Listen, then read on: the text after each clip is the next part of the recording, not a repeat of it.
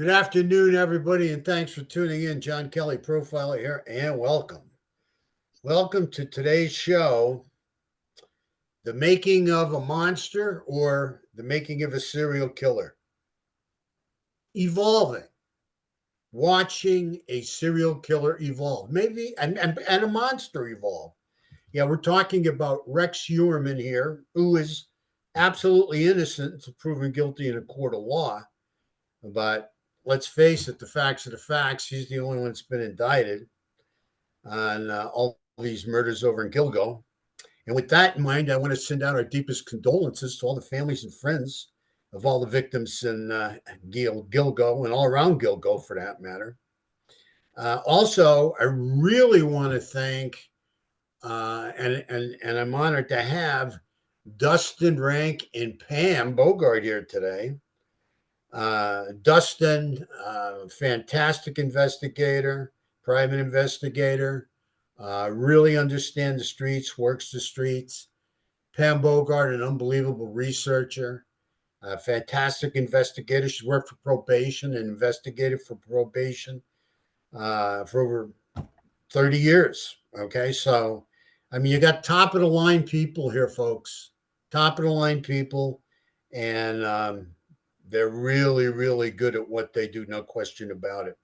With that being seen, I just want to throw out that we do have another channel. It's called John Kelly's Thrive. For anybody in your family that is suffering from addictive illness, go to John Kelly's Thrive channel. It's all free, loaded with educational videos on addictive illness. So if anybody's suffering from any kind of addiction, please go over and take a look at it. It can help you in many ways. A lot of education on there. And like I said, it's free. With that being said, Dustin and Pam, thank you so much for being on. How are you doing today? Let me start with Pam. How are you?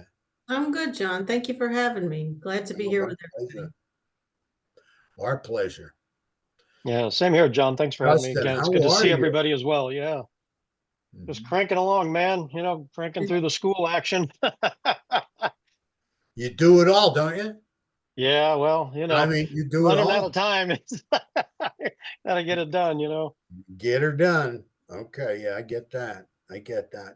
So when we're looking today at Rex Heuermann, and you put all this information together about his bodies, the bodies of his victims that we know that he's killed. I'm sure there's a lot more out there we don't know about, but and why they were found, where they were found, more or less. And, then I'll get into the why. So it's like, the where and the how, and then we'll talk about the why. But go ahead, Dustin. We're looking at his evolution, how this guy got started. And, it looks like he was moving bodies around. Go ahead, sir. Yeah, no, that's 100% correct. And, like we were talking before the show, there are some good kind of visual references, on the internet that people have put some like real effort into, but there's not always, like for me, who's like, deals with visual material all the time. I wanted something, especially for the show, that would not only for us, like, internally here, all of us, but your viewers as well, to like go on to something. And like, when you look at the map now, and there is some peripheral information, because there's some other key players in this investigation, and I'm not connecting them to Heuermann or the deaths, but there are other things in there that I thought were important for people just to have a visual reference for. So we've created this live map similar to what we did for Austin, where the viewers can go on there. Now everything's kind of color coded by the victim clusters. They're timeline. They're not in order, but each time you click on a pin or there's a legend to the left there in Google My Maps that the viewers can click on, and there's a little bit of information and like a last seen date. So it'll help the viewers follow along, I think, a little bit better with what's actually, like you're talking about, the evolution and how this whole Gilgo thing started to unfold. Because when you look at the map, like, man, there's a lot of dead people on that map. And which is not only, it's sad, obviously, and it's horrifying, but we need to have that, like, as we kind of move forward, and as more information is going to come our way with this trial, hopefully. We'll have to wait and see on that. But yeah, for me, having like a visual reference and at least a semi timeline or something that I can piece together in my head, and refer back to as information comes my way is helpful. And I think it'll be helpful for your viewers too. Well, thank you. Thank you very much.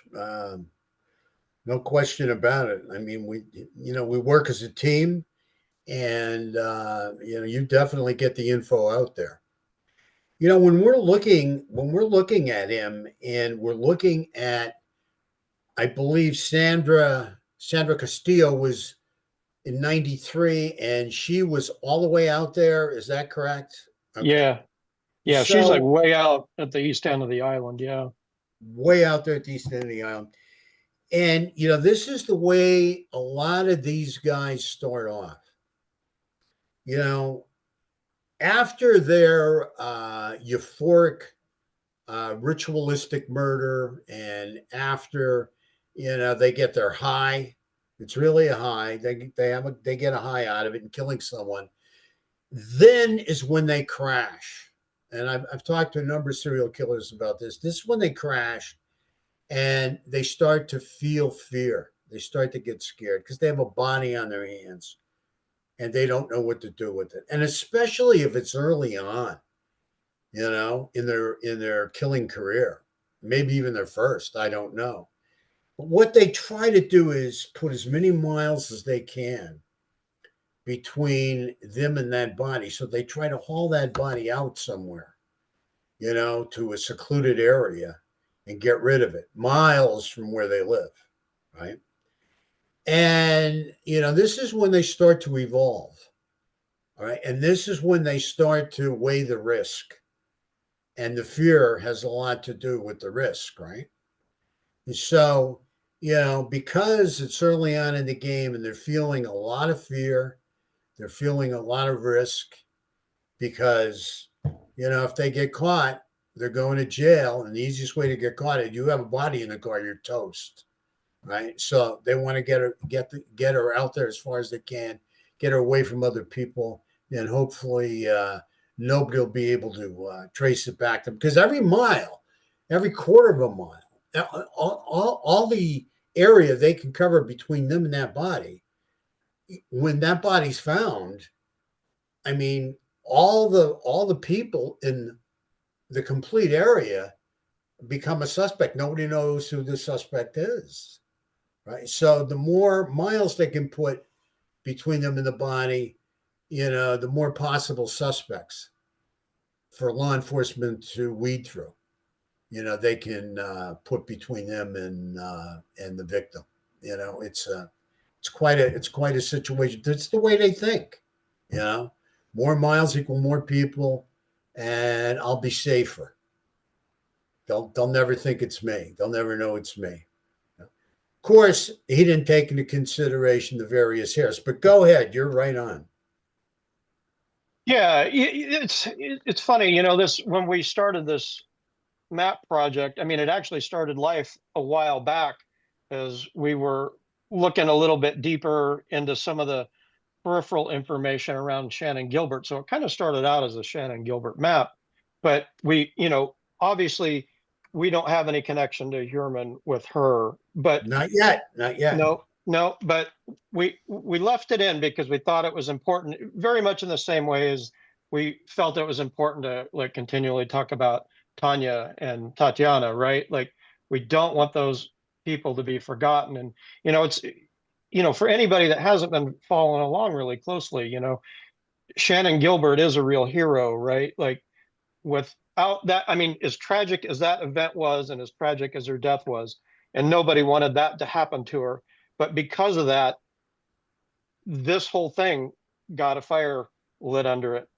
So even though she didn't intend and maybe couldn't help herself, she is in fact, helping others in death. And so we left her on the map and some of the players around that, just like so people wouldn't forget her, and to also like honor her as well, because she is an important player in this whole investigation. Yeah, Pam, do you want to talk about that? I mean, really, the igniters and the heroes of this investigation were Shannon Gilbert and her mother. And are both of them dead? Yeah. Yes. Yeah, Both of them are dead. her mom died at the hands of her daughter. Yeah, her daughter was mentally ill. Really, really Yeah, sad. sad, sad. Yeah, she didn't get justice really for her daughter, and then, you know, she dies that way, so. The interesting part of it, though, is like she got justice or is in the process of getting justice for all these other women and victims. Right.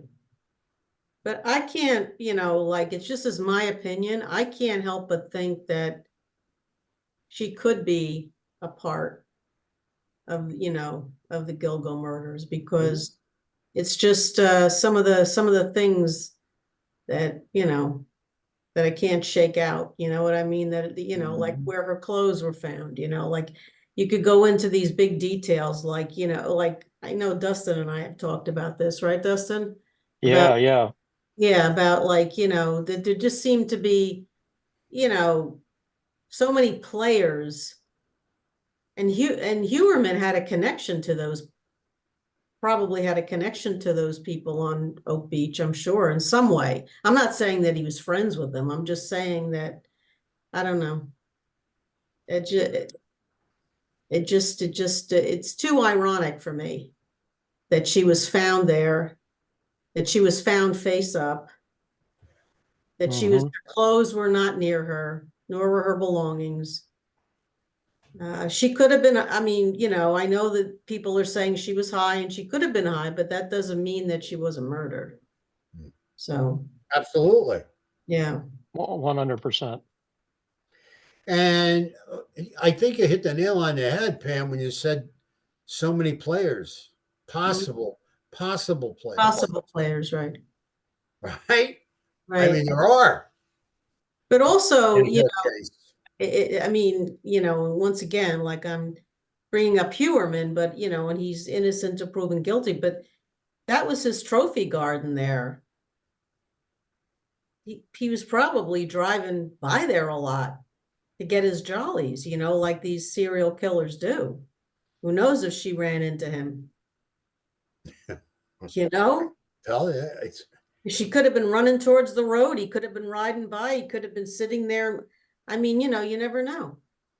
see, this is the thing. It's you know, with working all these cases that I've worked, um, you know, I mean, it's possible. So many things are possible, and we've even seen situations, and you've been up close and up close and personal, to a situation where, you know, you'd bet your life that it's this guy, right? That it's this suspect, right? And then it turns out it's not. Exactly. It is not, you know, and you're like, how could it be? You know what I mean? How could it be? I mean, you know, this guy knew her, he lived with her, he pimped her. I mean, yeah, he knew the area. It's not him. You know, I mean, it's and because there's some people you just can't clear. Well, look at how everybody attached Sandra Castilla to Bitroff, and it Yeah, turns out being, he gets, you know, indicted for it. I So, mean, just can't figure it out. You know. And then when you you know, start to work your way down, who do we have next? I mean, we have to look, because what he's gone to maybe the furthest point for him, okay, with Sandra. Now he's coming back, okay. He's going to start to take them not as far away and closer. He's going to start to keep them closer to home, right? So we start to see that taking place, and we have all these other, you know, these other victims and where they're found. Dustin, how do you see that? Yeah, no, you know, when you go to the map, you'll be able to see it really clearly. You see that Castilla is like way out there at the very far end. And then as we move back west, you know, you've got, you know, partial Jessica Taylor, and I think it was Valerie Mack. Yeah, they're in Manorville, right? But then we Mm-hmm. keep, and then we start to track further west yet again, and we come up with a partial of Karen Vergata there at Fire Island, which that's a really interesting thing Pam and I have talked about quite a bit.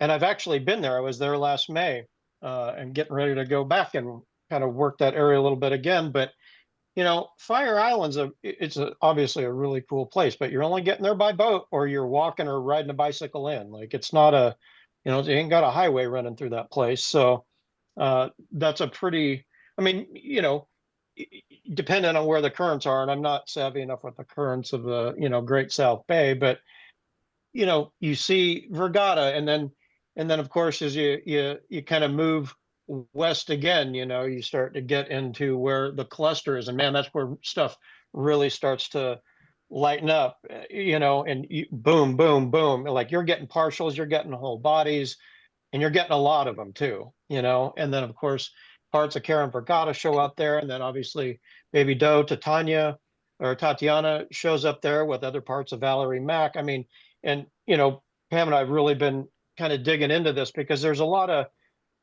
recently, like we've just started like crunching some other data kind of mostly around Shannon, but it does help paint like a little bit better of a picture for the whole thing. But yeah, as we start to move, man, boy, you got that big cluster right there, and it extends on down to Jones Beach, where they found part of Tanya Jackson too.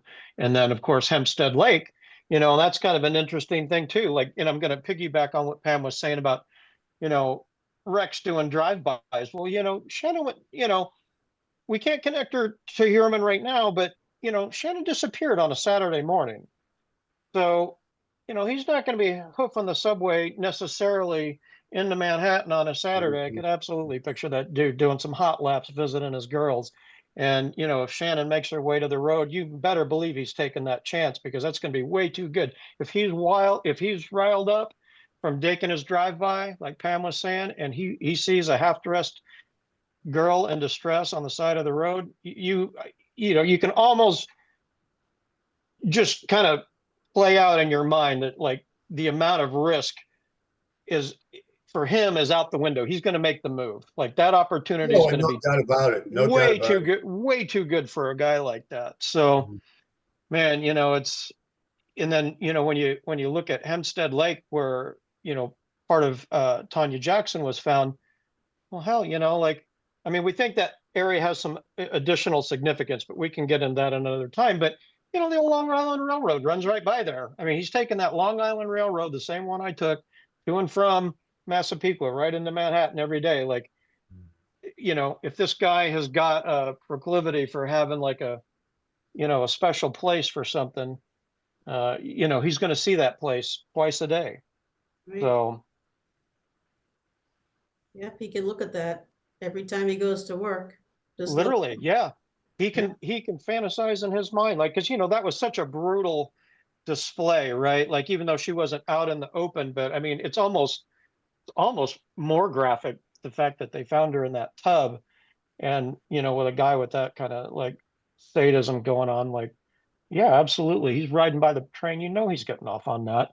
The fear that he caused people, and the uncertainty that he's causing people, and of course there's always the big FU, right, to law enforcement and everybody else that he's got a grudge against, by saying, hey, like, I'm dumping a body right in your backyard, what are you going to do about it? So, and I'm sure, John, you could absolutely elaborate on that way more than I can, but that was just, like I said, when you start plotting the stuff on a map and you start kind of tracing Heuermann's movements, and you kind of start like processing his actions a little bit, like the map makes even more sense. Yeah, he loves to taunt law enforcement. Absolutely. Oh, I know something you don't know. Oh, you found a body part, but you don't know whose it is, and you don't know who left it there. I mean, this is how I mean, they get off to it. They get off to it, especially this guy.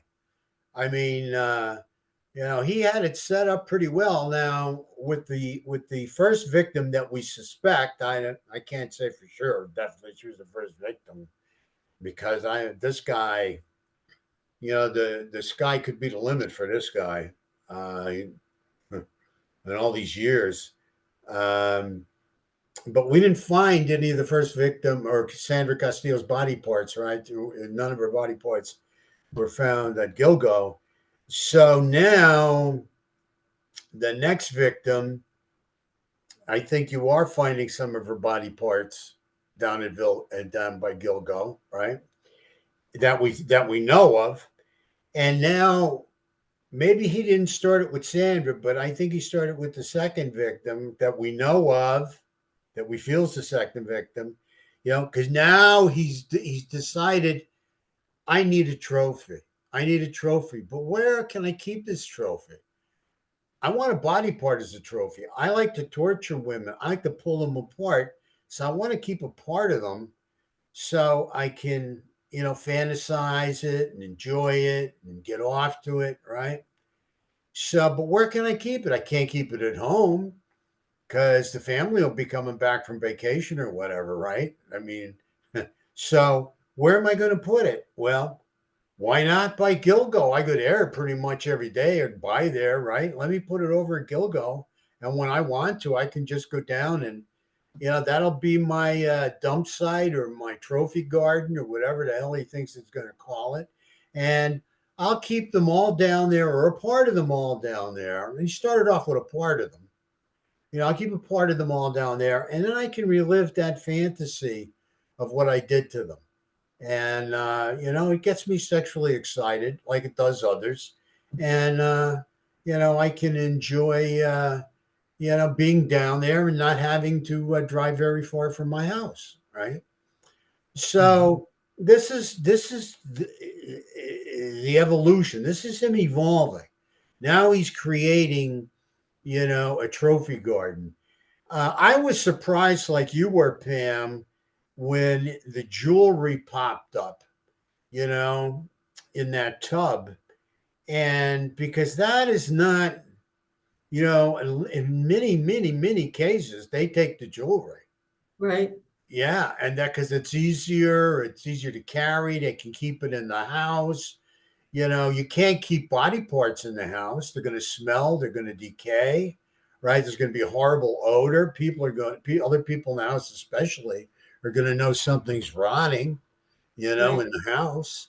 So, I mean, when you look at the jewelry, um, and when you first saw that, how did you feel about that? When you first saw, hey, something wrong here, like there's jewelry in this tub too. Yeah. Well, found that interesting. I mean, he decapitated her, and we still don't know where her skull is, right? But he leaves the jewelry behind. And he also left like a towel and a pillowcase, which can collect DNA from, and close the tub. Like, that wasn't too bright. Mm-hmm. He's smart, but, Mm-hmm. so. Yeah, see, back in those days, before technology really advanced with DNA, but it was starting to back then, starting. Right, right. But you didn't hear of hairs. You didn't hear of people getting, grabbed and put in prison or, put on death row because of a hair. I mean, these days, and in this case, we're really splitting hairs, literally. This has a lot to do with hairs that they found on these victims, Well, and so he missed it. I mean, there's no such thing as a perfect crime, and he got him. She stepped in it there. There's no question about it. well, I was going to say, John, too, that when he started those checklists, I don't know when they began, the things that were on his computer. I think they were probably around the time of Jessica Taylor and Valerie Mack. I'm not quite sure though, but he kind of reminded himself to get hair nets because I guess he began thinking he didn't want to get his, hair falling down or anything into any kind of evidence, so. And so he was aware of it. He Mhm. was aware of it, but he was thinking about his hair falling out. He wasn't thinking about transfer hair Right, from exactly. somebody Hmm. else he was around, right? Right. What do you think of that, Dustin? Yeah, I mean, 100%. And I think Pam brought that up a couple shows ago too about the transfer of hair. And yeah, you know, even for investigators, and you know how detailed we are, like you can imagine, like there's almost no way, especially now with the technology, like there's very few crimes that you're not going to leave some sort of trace because, and I'm obviously not a forensics guy, but even at the university, like their forensics program, I mean, you should hear the people talk about how state of the art that stuff is now. I mean, hell, it almost doesn't matter how old it is anymore, how small it is anymore. It's just incredible the stuff that they can do with it. So yeah, you're right. Like it's moved way beyond, fingerprints and, saliva or seminal fluid. Like now they need like a molecule and they can type it more or less, So yeah, the transfer thing is huge. I mean, and it makes me wonder too, Pam, about that list. Obviously that's like in my mind, that's like probably just a snapshot of the stuff that was on his devices. So, Mhm. I mean, just, being a investigator makes me wonder like what else does he have coded in that digitized that's not explicit necessarily as to what it is or where it is, but I find it hard to believe that he wouldn't have made a note that he could refer back to and have that kind of feedback loop running all the time every time he looks at it. So I don't know. I get we may or may not find out what else was on his devices, but yeah, you're 100% right about transfer. I mean, you're not going to get away from it these days. Right. Yeah, and I mean that really sunk him. I mean, there was no question about it. He thought of himself. In a way, it's kind of narcissistic, right? He was just focused on himself. Yeah, Not Yeah. like like his own completely. his own pathology did him in, right? He wasn't thinking about anybody else, right, or their hair. Just Well, thinking about his own hair. anytime you're living with somebody, the chances of multiple people, the chances of their hairs getting commingled into stuff is like, it's just a given. Absolutely. And even if you have animals in the Sure. house, I mean, they can actually take the hair from an animal and Right. figure out what kind of animal it is. Hmm. And like a Yeah. dog, cat, or whatever, and you know, if you happen to have that type of animal as a pet in your house, you're in trouble because they'll be able to put that victim in that house. Right. How Right. else would you run into that dog or cat? It's very interesting. The days of needing profilers are pretty much gone. I mean, you may need a profiler to help reduce the suspect list, but and no match for this DNA technology. No match. We get a good idea. I mean, get a good idea of what the predator is personalities about. But you take a guy like this. Now, you would think too that he's up on all the latest stuff because he was reading all those books, right? I mean, he was reading John Douglas's book, Pam. You Hmm. brought that out, Hmm. right? This guy kept himself informed with law enforcement, what the latest stuff was in law enforcement.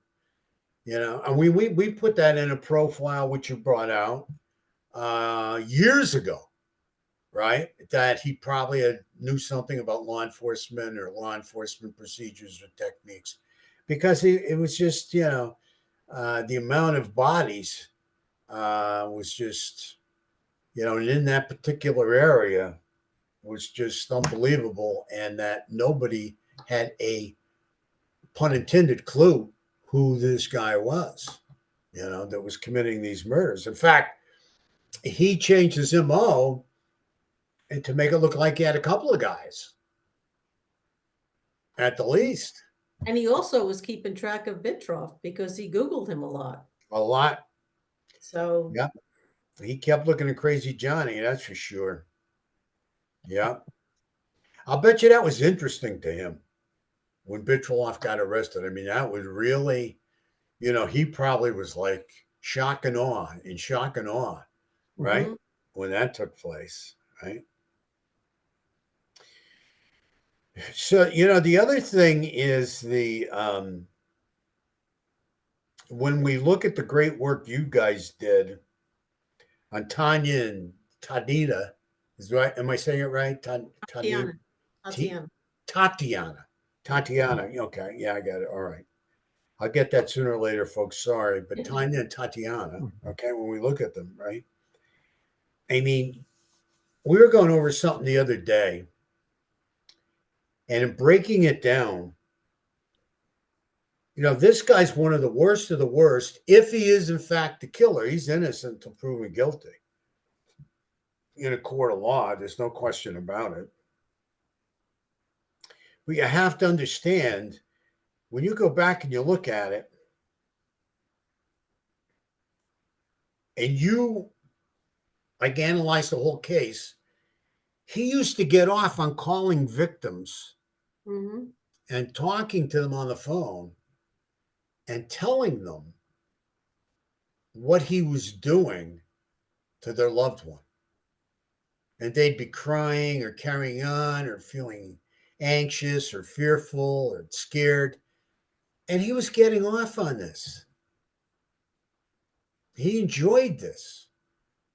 I mean, that is the purest of the pure when it comes to sadism. I mean, this guy really should have his picture right up there in the books as far as the sadist goes. There's no question about it. And the sad part, about Tanya and Tatiana is, he probably used Tatiana against Tanya, Yeah. Yep. and she's probably saying, look, please don't hurt my child. Please don't hurt my child. Please don't hurt my child. And he's getting off to that. And he's telling her, yeah, I'm going to hurt your child. Like he told those other people on the phone, Mhm. right? The best predictor of present and future behavior is what? Past behavior. We know he did that in the past, right? So here he is again, or vice versa. He really got something out of. He got really off or turned on, and he got his high out of her begging for her baby's life while he's torturing her. And he obviously tortured her. And her not knowing where her child is. There's nothing worse for a parent. And I don't have kids, but I've worked with a lot of parents that have had children missing or found murdered. Nothing worse. Not knowing where your child is or what's happening to your child. Nothing worse for a mother. And this guy's getting, all he can out of that. He's taking that to the max. I would hope he's not. I would hope he didn't. But based on what we know about this guy, and based what we know on how he was into torturing, I really, I don't put anything at all past him. I don't put anything at all past him. The one thing I couldn't find with him that is usually relevant to these guys as they're growing up is torturing animals, Right. killing animals. But we've never come across that, right? Yeah. And they had a dog. His Ace's son had a dog. So, Yeah, we don't know that he tortured animals, but we do know he was a hunter, and there's a lot of, oh I yeah, would say a lot, but that's- like I've come across those guys, my early years hunting out in Oklahoma, guys that are overshooting limits and just shooting stuff to kill it. And That's right. so, So, that might have been his, kind of mirror image to torture or whatever, is that kind of like unethical, cruel behavior of just killing something for sport and leaving it to die wherever he shot it. And that's what they do. I mean, that's what these guys do that are especially sadists. I mean, they kill anything. Yeah.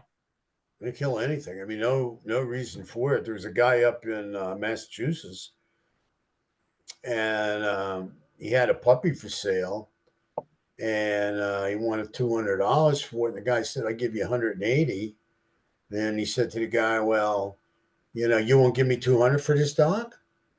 And I said, "No." He said, "I'll give you 180." Guy's just trying to dicker with him, do a little business, right? Try to negotiate. He pulls out a gun, he shoots the dog.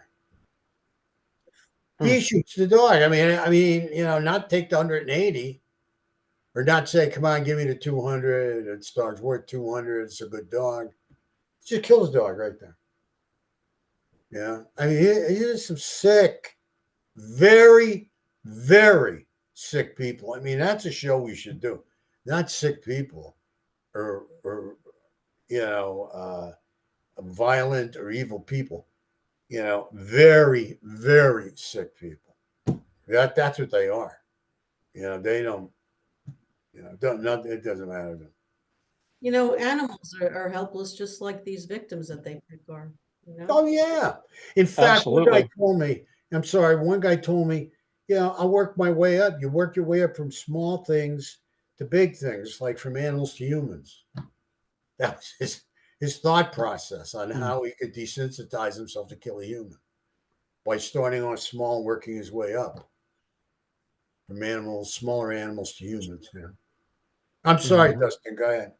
No, I didn't have anything to really add to that. That's it's some pretty, pretty outrageous behavior.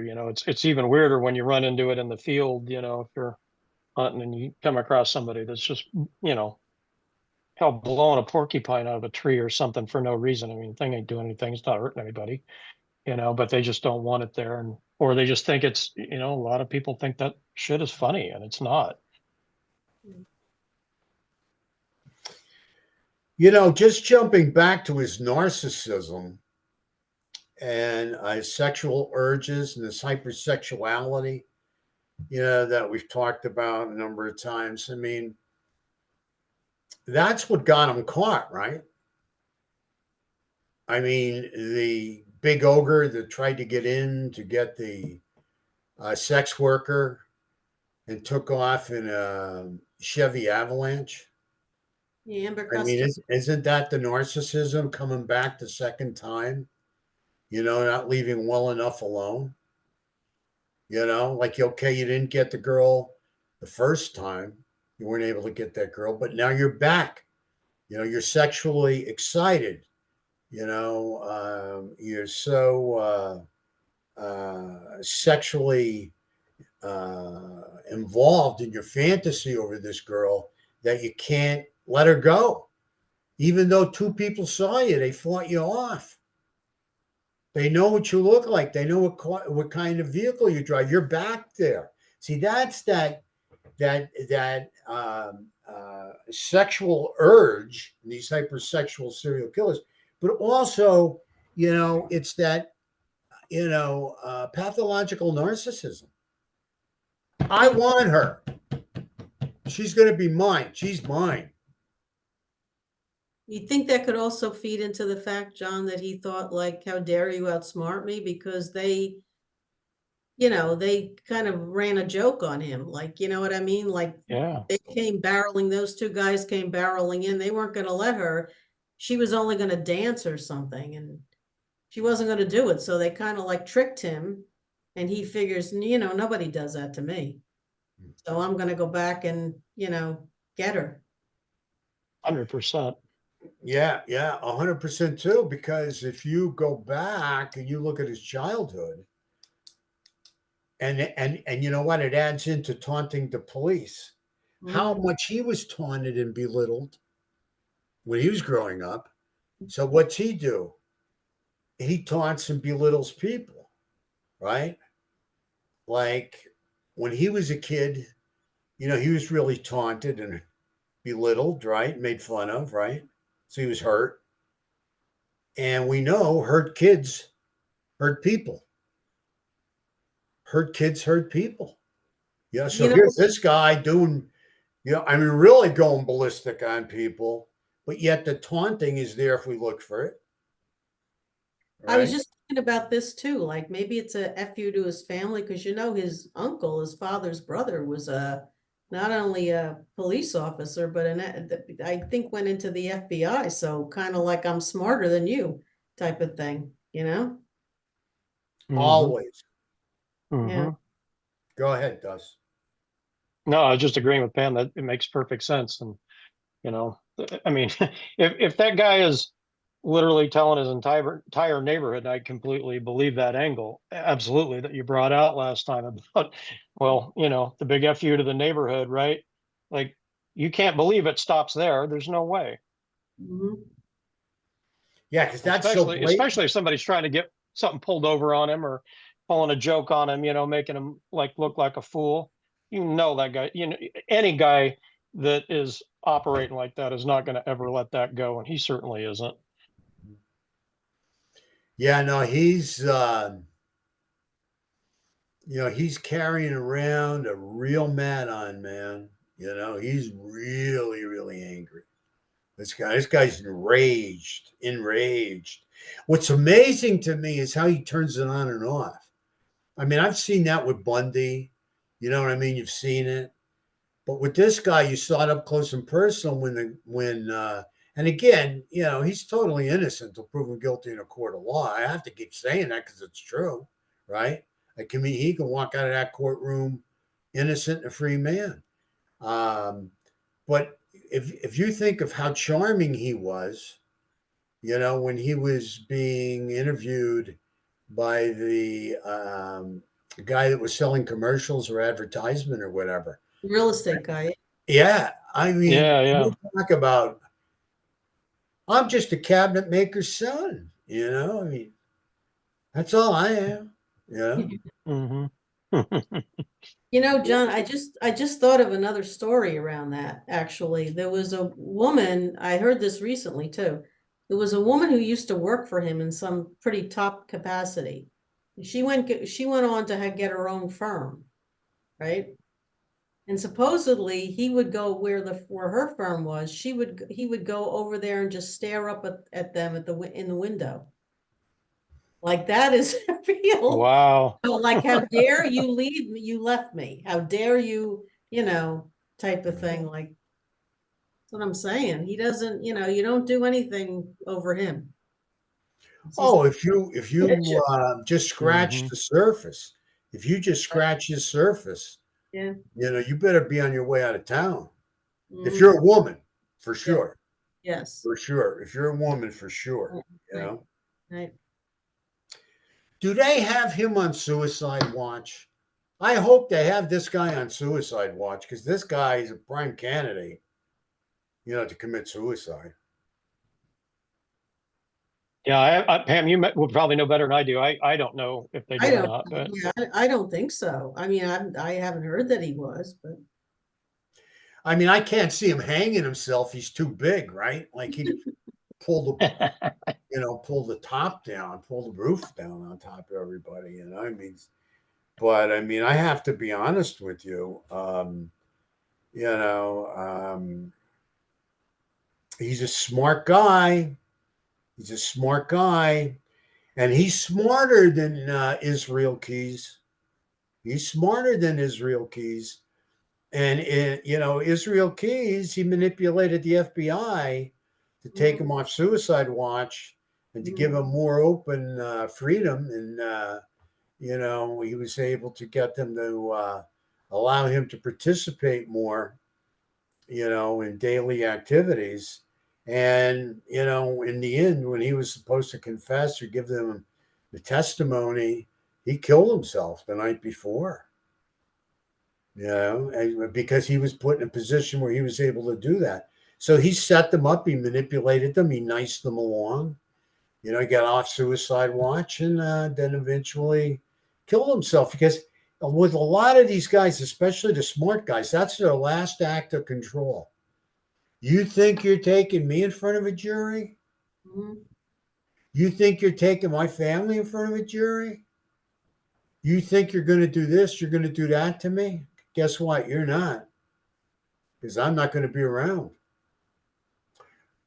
I just, and I'm not saying this is definite by any means. I'm just telling you what history has taught us about some of these guys, especially the smarter guys that, you know, have more to lose, you know. Mm-hmm.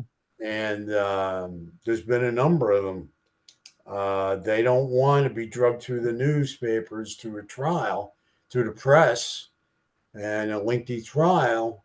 So they off themselves, they kill themselves, commit suicide. So we're going to have to wait and see. Is there anything else you guys have to say before we break? No, I don't. Unless Pam does. I mean, we're always working on other stuff, but that's another time and place. So, you know, just a big shout out to your fans as always, and your subscribers are always great to interact with. I'll be a little bit slow getting back to people because I'll be on the road for the next few weeks, but I'll be checking in. So, Yeah, they love you. They love you and Pam. I love them right back. They're awesome. Yeah. I wanted to ask one question of Dustin. Do you know how far that Karen Vergata was found from Sandra Castilla? How close those two areas are? I can tell you. So Fire Island there, I don't have an exact, well, I can do a measure. Here, I got the map up. I can do you a quick as the crow flies, real quick here. So from Fire Island to Castilla is about 35 miles straight. Like that's just Okay, using the measurement but function in the map. Gilgo is further down, right? So I Yeah, mean, that's another, or I can do that one for you too. Let's see, let me back out of that one. So from, oops, let me get out of there. From Fire Island.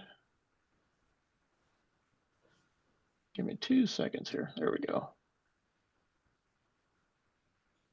here's Yeah, I mean, it's about another 20 miles ish. so the reason I'm asking this, when John, when you're talking about evolving, is that if Castilla so far is the first victim, and if Karen Vergata is possibly another victim somewhere along the line, he keeps moving down, right?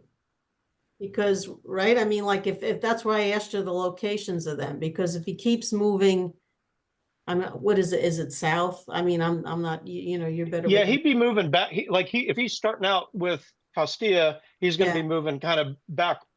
It's like west, southwest, but I more mean, towards it's where he lives, really, more towards where, absolutely. Yeah. yeah, Yeah, yeah, because I mean, that's almost a straight shot from Gilgo, like right to right, his house. If you just, you know, were a right, bird flying straight across the sound. I mean, it's not a straight line, but hell, it right, ain't that far, you know. right, right, Which, you know, like to your point about him driving by there, like that, you know, obviously that place has got to have significance to somebody. right. Um, you know, especially something like that, you know, they're going to want access to it. I mean, a nice weekend drive early in the morning, late at night, you could literally do laps around that place.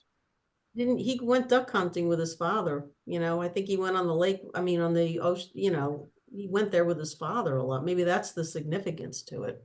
You know, it's got some kind of family. Easily, yeah. Yeah, especially out on the east end of the island. There's quite a bit of hunting from what I understand. I've never hunted Yeah. out there, but I know there's a lot of hunting around Long Island. So yeah, absolutely could have significance that way. And when you look at the evolving, starting off all the way out, right, with Sandra, right, Castillo, you know, then you were talking about Vergata, is it? You Vergata, know, Vergata, Vergata or Vergata? Vergata. Vergata. We're talking about Fire Island, right? good question there too for you. Was her body parts a body part washed up there, or was her body, her complete body found there? No, different. No, parts, her right? complete body was not found there. I think she was parts were in a bag there at Davis Beach, and then they found her skull down there at Tobay, and that's notated as well. Mhm. But And what I'm saying, I'm sorry. Did you want to say something, Pam? no, go ahead, John. Finish what you're saying. I just wanted to go ahead, go back to something else, but go ahead. So you could see him evolving, you know, because he's getting a little more courage, a little more confidence, so he's coming closer to home, right? Mhm. So coming from Castillo to Vergata, now he's on his way home, right? Or did he just toss those packages of body parts in the water and they washed up on Fire Island? I don't know. It depends on We where they can were. we could do a current analysis on that and find out. I mean, that's that kind of data is like, especially if you want environmental data, like there's tons of it. You know, the government publishes it annually. You know, so that's an easy thing that we could come up with to see if it is a current based thing or was it actually placed. Right. And you know, was if it was right on the beach, right, could have washed up. But then again, Well, if you would think if he wouldn't just leave it on the beach, he'd bring it in and land a little bit, right, like at Gilgo. yeah, mostly, especially that Fire Island, like Davis Beach, like I can't picture too many guys, and especially not here, mostly because you know, it's an insular neighborhood, just like Oak Beach is, right? Like people coming in and out of there, like hell, I was all over that place, and people are like, "Hey, where are you from?" Because like obviously I'm not from there because they know everybody. It's a small community, but and you can't just drive in to Davis Beach. Like I said, like there's not a highway there, but you could easily get a boat to that beach, or you could utilize a current. But like I don't know the specifics of, and Pam might, I don't, but I don't know the specifics about how her body was packaged, you know, like what was it actually floatable or not? That would tell us something. I mean, if it's in a torn bag, you know, like it's been deposited, my guess would be more that it's probably somebody did a, you know, flyby in a boat, because otherwise stuff's going to sink, you know, and if the bag's torn open, then the parts are not going to be there together. So, but it's certainly accessible by boat, no problem. But I just don't know the particulars of how she was packaged. And the other thing of it is, again, going back to evolving, you can see them. They're starting to evolve, getting more confidence, coming closer, coming down to Gilgo, then leaving body parts of Gilgo, bodies in other places, right? And then when we talked about earlier, you brought up devolving, right? Well, when does he start devolving? Well, then he gets to the point where he's putting whole bodies by Gilgo, not just a body part. You know, it's not just a one body part to taunt you, and then the rest of the bodies out in the woods or up in Manorville or wherever he has it, right? Or they're separated somehow. I mean, he's got, you know, whole bodies together, pretty much covered in burlap, right? I mean, for the Gilgo Four, I mean that's like, you know, I mean now he evolved to a point of such confidence and narcissistic, um, you know, pathological narcissism. I'm sorry, pathologic to a point of pathological narcissism and confidence in himself. And hey, they can't catch me. I'm smarter than everybody, right? I mean, they can't. They have no idea who's doing this. I've gotten away with this, right? I mean, you know, so now he's just, you know, keeping everybody close to home. No more driving 40 minutes for him. He doesn't need to drive 40 minutes as far as he's concerned. He's too confident in himself that he won't get caught. He's not worried about risk anymore. You know, risk is out the window, you know. And, you know, so there the Gilgo 4 found, you know, right there at Mm-hmm. Gilgo, complete, right? I mean, complete Yeah. in the, you know, the camouflage, what was it? Burlap. burlap, and yeah, because it's like camouflage in a way, because the burlap seeps into the environment too. It degrades right with the body, doesn't it? I don't think it. I think burlap does. That's why it's used in a lot of gardens. I mean, he knew what he was doing. There's no question about it. He knew what he was doing, but he just got bolder and bolder and bolder, and eventually it set him up for a fall. I mean, there's no, whether it was keeping more bodies there in his trophy garden, or appearing in person as the ogre in the white Chevy, as the ogre in the Chevy Avalanche. I'm sorry, I think it was green, wasn't it? That Chevy Avalanche, Yeah. the green Chevy Avalanche. To go after a victim a second time, right? So I mean, that was his undoing. That was his undoing. There's no question about it. So we're going to see now. Like I said, they're trying to kick the DNA. His defense attorneys are fighting the mitochondrial DNA. So, supposedly it's the first time it's been used in a New York trial, but I don't know. I can't say that's definite. It's just something you pick up from listening to the news. Time will tell, but it will be a fascinating trial. I'll tell you that much. Pam, something else before we go. Well, yeah, I just wanted to, I mean, while we were talking about the involvement, going back to the first known victim, she was almost posed. Pardon me? Sandra Castillo was almost like, I don't want to say posed, but her body was whole. He didn't dismember her. She was posed. She was posed. Yeah, she was mutilated in some ways. And then he pulled her shirt up. So that's kind of like it's interesting that he went from that to, and he does talk in those, by the way, in those files that he had on his computer about mutilation and, not decapitating, but, or dismembering, but he talks about mutilating different private parts of the body. I remember that. That's what he did to her. So.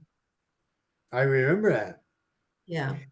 And usually posers are focused on first responders. It's not bad enough what they've done.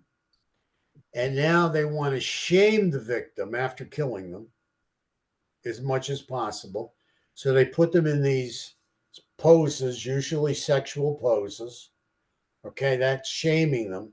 So when first responders show up, when somebody comes across them, it'll be shock and awe. And it'll be shock and awe for the victim, because this guy will be looking with disgust and shameful eyes at this terrible atrocity that's just taken place to this woman. But also, it'll have a lasting effect, or have a very detrimental effect on the first responder coming across a body like that, that's posed like that, So again, it's part of that antisocial personality disorder, like it's not bad enough what I've done to her, and now I'm going to shame her by posing her. But I'm also thinking of you, John Social Public, out there, and when you show up, guess what's going to make your morning bright? You're going to be in for the sight of your life. You're going to get to see something you never saw before. They are aware of that. They are aware of what they're doing, and that somebody will eventually come across, that victim. With Tanya, I mean, he did not want her identified. Did not want her identified, because that connection could be made, and that's going to bring him down. Baby Tanya, I'm sorry, Tatiana, I knew I'd get it. Okay. Tatiana may be the one that brings him down. Do you know that? Sure. Because Mhm. they'll remember this big ogre with this little baby and her mother. Tatiana and Tanya may be the ones that really tie him to their cases. Because somebody out there knows, Sure. or he wouldn't have went through that trouble if they're still alive, because that was a long time ago. Certainly. Yeah. Makes sense. Dustin, last call. I'm sorry, Pam. Go ahead. I was going to say that makes sense. Dustin, last call. No, I think we've covered a lot of good ground here today. So Oh yeah. like I said, Absolutely. we've got some other things we're got some working theories on, but we'll tackle those at another time if we Oh want yeah. to. I mean, it's So, just always something. There's always something, and we've got some unbelievable trials coming up. We're going to have Koberger's trial. That'll be coming up. And they were looking at July for Rex Heuermann's trial, but they said now it'll probably be postponed a month or so. So that'll probably go off into September, October, somewhere around there. But there's two major trials that are going to be lighting up the house in the next 5-6 months. mhm. It'd be very interesting. So, anything else before we close? I don't think so. Not on I my think- end, unless Pam has something. No, I think you covered it, John. Well, thank you both so much. Thank you, I John. mean, I Thank you, truly John. appreciate, and we're honored having you on because you're a wealth of knowledge. You bring a lot to the table. And I want to thank all our viewers for allowing us into their houses. It's fantastic. We get such great feedback. We've got such great audience out there, and they truly love you. And we get some very, very committed people to commenting, as you know. We get some Yeah. really good, smart commenters on our channel. So I want to thank them all. I want to tell them to have a great weekend. Everybody have a great weekend. Be careful. Keep your eyes open. We live in a violent world. And just stay safe. And until we meet again, take care and God bless. Thank you all. Thanks again, Pam and Dustin. Really appreciate it. Yeah, anytime. Thanks, John.